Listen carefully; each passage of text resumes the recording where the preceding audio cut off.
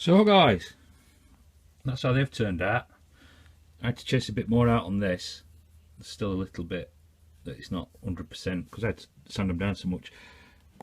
Actually, carving them out, you might get a lovely line on your actual original carving, but as you get deeper you lose a bit of detail, so that's how they turned out. The bigger letters works out better, I must say.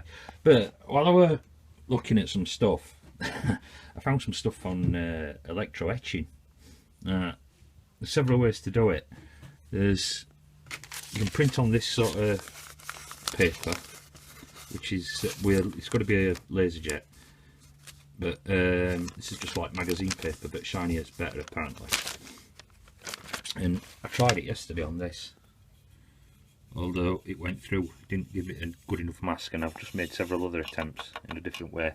But if you print with a laser jet on ordinary paper, you've got to reverse it. But from a laser jet, but ordinary paper, you can print on wood. And that, you put it on and you rub it with acetone and it'll put it on there. Same as that, you put it with acetone on that and then you rub your paper off after. I had to say, much success. I had a little bit of success, but not a lot. I've just tried again and that'll clean off with acetone. It's not, I ain't actually burnt it. But what I'm going to do, as a reminder to myself, I'm going to mount that and stick it on one of my doors, but I'm going to burn that now. And these are just stickers, you know, these sort of things, vinyl stickers. If I had a vinyl cutter it'd be cool, but I haven't. But I do have a laser printer, so I've bought some other stickers, because this stuff what these are stuck on is it's like a silicone back, and this is what I've just tried it with. I've tried that with acetone, but I don't think it's going to work with that because that's like waterproof. On back you can't rub it off. I've just tried. I might try some more. But what I'll do is you can iron it on with an iron with heat. But I ain't got an iron. I've got a soldering iron, but I'll have to convert, make a flat plate for it, and see if I can do it. Because that thread's in there. Okay. This is like a burning iron. And what I'll do is I'll weld a flat plate on that, make it into a little iron, see if that works before I use the wife's iron, because she'll kill me. What I'll do is try and set up so that you can see me burn this and see how it turns out. And what I'll do is I'll put that on a board and stick it on the door there to remind me what a prat I was by dropping it. I'll just explain what I've got here. This is salt water, saturated until salt won't dissolve anymore in it. I'm using this battery charger for car charger, but you could even just use a 9-volt battery. Paul, I thought you might find this interesting if you're doing some stuff in your new workshop in steel. Put your name on it, you know what I mean? If you can get some stuff printed or print some yourself. I cleaned that and sanded it with wire wool, and then cleaned it, degreased it with yeah, what you call it, acetone. And basically that's my electrode. My live goes to that. A 9-volt battery or a 6-volt battery, well, this is, I've got this on 6-volt on I. And basically all I'm going to do, if I can do it, that's my electrode. Hopefully it works first time and I've got a good connection on these old pliers.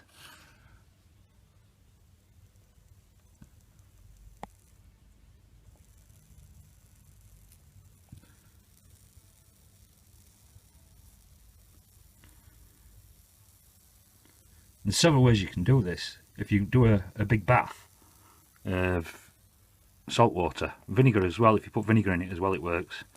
It probably works even better. But you can see it's reacting, basically it's dissolving metal off. And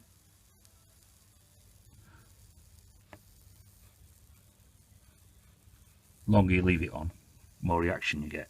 Now if you did it in a bath, you can get really, really deep things. I've said how it happened is because I was doing them plaques and I was looking for some stuff to do etching. And I watched about 10 videos yesterday, to be honest. And I thought it was really, really cool. Because what I did is I went out and bought an open-handle knife. yesterday I did some shopping therapy after breaking this one, and it's the first time I've seen an Opponel in here, so I bought it with £9, but I want to put my name on it, on blade. So I'm practicing at the minute on loads of other stuff. I'm going to keep doing this, and I'll let you know how long it took me. It shouldn't take long.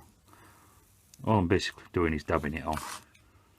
If you're doing it with the printed out versions, what you print out from the yeah, on the paper, what I did, you're not supposed to actually touch it. You're supposed to make it wet and then just sort of touch the cotton wool against it, because obviously the ink from the inkjet is not very what can I say, not very thick, so it's easy to break the ink and etch things what you don't want to etch, like I did on that saw blade. But I'll keep on with this and I'll get back to you. So, and that's how it's turned out, and I spent less than 5 minutes just dabbing it on. Psh, psh, psh, psh. And if you put it in an acid bath using whatever sort of any plastics work, so like this stuff, PVC stuff, even paints work. So if you're using like spray paint, you could do it other way around, put them on, spray over it, take them off, and then your letters would be burnt in. Whereas I just did that quick and nasty because I wasn't going to mess about with it, but I wanted to see how well it worked. That worked good. Hopefully I'll be able to get that other system using them print offs, and I'll be able to, I want to put my name on this, like I said. So I bought this the other day. It's the first time I've seen them here, and it were only £9. I mean, that's can't go wrong with that. And that's shaving sharp, straight off at shelf. That's my garden knife now. Still got to make another one of these. So, just double-sided that onto there. That'll remind me. I'm gutted about that, I've got to say. And do you want to see a secret project? This is a secret, don't tell anybody. This is for tree stump. Just made this little door, whimsical again. It does open. It's got a little handle made out of yeah, it won't open in a minute, it stood up. I made an angle out of a picture hook. Just bent it round so that it locks in behind. I'm going to try and put a piece of perspex behind it with a picture, like an interior. Keep kids amused. And that will ultimately go like that. I've got to finish doing roof on it. And then cut the tree and put it in. I thought it would be a bit of fun. It's getting silly now, isn't it? A grown man playing with dolls' houses. And I'm thinking, I've just cut a couple of slices off. These aren't big enough, but I'm going to book match this. This is oak, just a bit of oak what I had kicking about, and I'll book match it like that. Stick it onto a board. Obviously joint it all up and cut a window out of it. Have a round window. Not with them two, but I'll cut some more off it. And I can slice it, see if I need to.